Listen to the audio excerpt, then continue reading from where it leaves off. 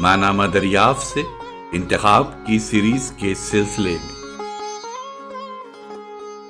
قمر جمیل صاحب کا مضمون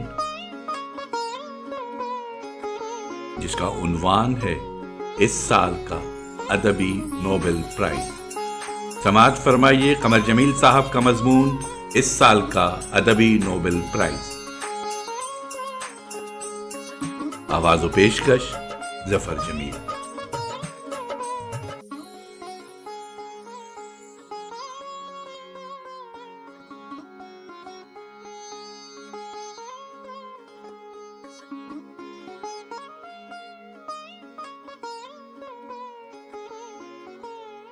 جنوبی افریقہ کے لیے اس سے بہتر کیا قول ہو سکتا ہے؟ پھر آزادی کے متوالوں کے لیے گورکی کا یہ قول، بہادروں کا جنون ہی زندگی کی اصل دانش ہے۔ گوڈیمر ادب کو پروپیگنڈا نہیں سمجھتی، بلکہ معاشرے کے اندر اتر کر معاشرے میں پھیلے ہوئے دکھوں اور احساس جرم کو پیش کرتی ہیں۔ وہ کہتی ہیں،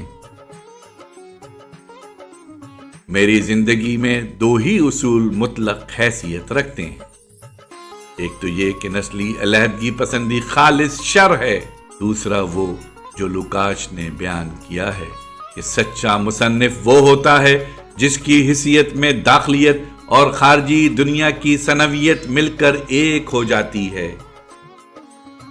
فن اور تاریخ کا مقابلہ کرتے ہوئے وہ لکھتی ہیں، ماسکو سے فوجوں کی واپسی کے بارے میں اگر آپ کچھ جاننا چاہتے ہیں تو تاریخ کا مطالعہ کیجیے، اور اگر آپ یہ جاننا چاہتے ہیں کہ جنگ کیسے ہوتی ہے اور کسی عہد کے کرداروں کی ذاتی سچویشن کے پس پردہ کیا کچھ ہوتا ہے، تو آپ کو وار اینڈ پیس پڑھنی چاہیے۔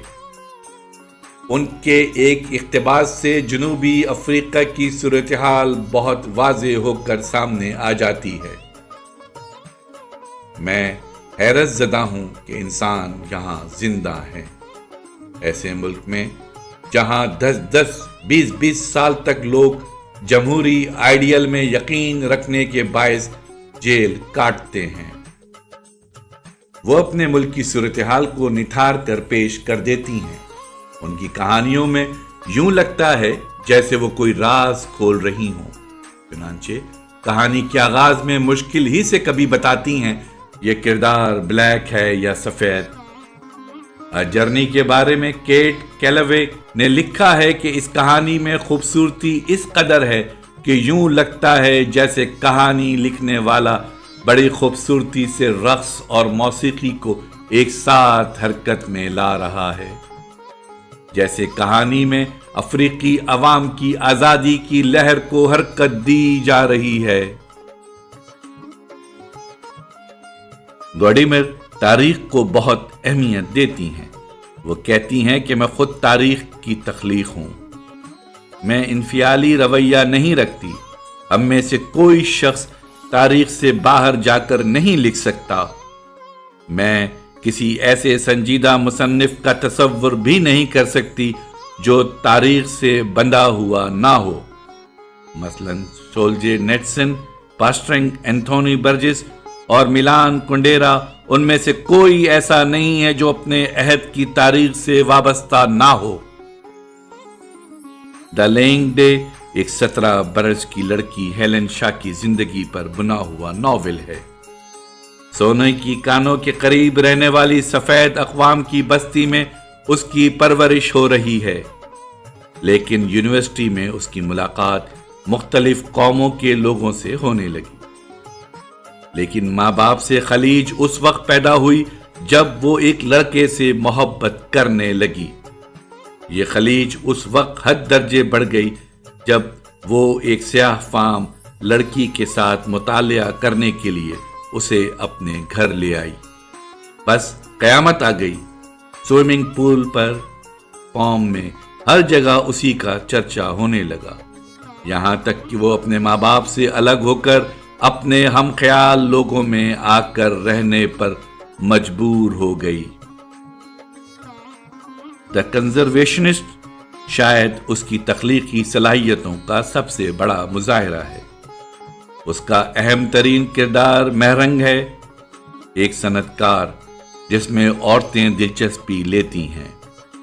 ٹرانسوال میں اس کے پاس 400 ایکڑ زمین ہے، شہر میں رہنے کے لیے ایک لگژری فلیٹ ہے، لیکن اس کا مسئلہ یہ ہے کہ زندگی کو کس طرح بچا کر رکھا جائے۔ ظاہر ہے کہ سیاہ فام مزدوروں میں اتنا شعور نہیں ہے کہ اسے چیلنج کر سکیں۔ ہندوستانی جو گاؤں میں اسٹور چلا رہا ہے، اس میں بھی یہ ہمت نہیں کہ اسے چیلنج کرے۔ وہ 1.5 لاکھ کالے بھی اسے کیا چیلنج کریں گے جو الگ تھلگ ایک ٹاؤن شپ میں رہتے ہیں۔ صرف ایک مردہ شخص کی موجودگی کا احساس بار بار یہ کہتا ہے کہ افریقہ کو کوئی سفید فام شخص نہیں خرید سکے گا۔ گوڈیمر نے 11 ناول اور 7 کہانیوں کے مجموعے شائع کیے ہیں۔ 1990 میں اس کا ناول مائی سنز اسٹوری شائع ہوا ہے۔ اس کا 11واں اور تازہ ترین ناول اس کے پچھلے تمام ناولوں سے ان معنوں میں مختلف ہے کہ اس کے پچھلے ناولوں میں کوئی نہ کوئی شخص ایسا ضرور ہوتا ہے جو نسلی علیحدگی کی مخالفت کرتا ہے۔ اس ناول میں تمام رنگ کے کردار شامل ہیں، کالے، ملائکی لوگ، ہندوستان کے باشندے، ان کی محبتیں اور نفرتیں، ان کی دوستی اور دشمنی سب دکھائی گئی ہے۔ 1991 میں ان کی کہانیوں کا مجموعہ جمپ اینڈ ادر اسٹوریز شائع ہوا ہے۔ نوبل پرائز اکیڈمی نے لکھا ہے، گوڈیمر یہ کہتی ہیں کہ انہوں نے عوام کے بارے میں لکھا ہے، سیاست کے بارے میں نہیں۔ ان کی عظیم الشان رزمیہ تحریریں انسانیت کے لیے سود مند ہیں۔